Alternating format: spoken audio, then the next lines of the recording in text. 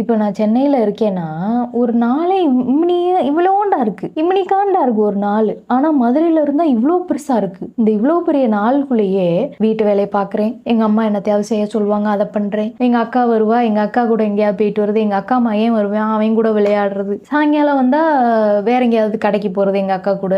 வெளிய போல அப்படின்னா எங்க பாட்டி, சித்தி கூட போய் உட்காந்து புரணி பேசுறது. ஒரு டேல இவ்வளோ இருக்குல்ல.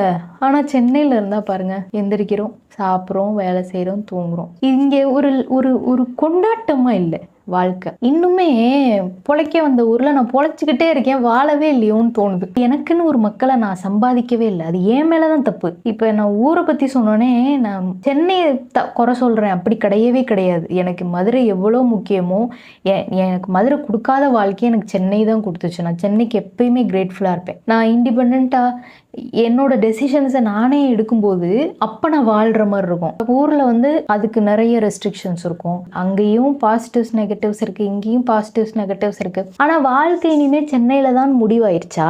அது ஒரு மாதிரி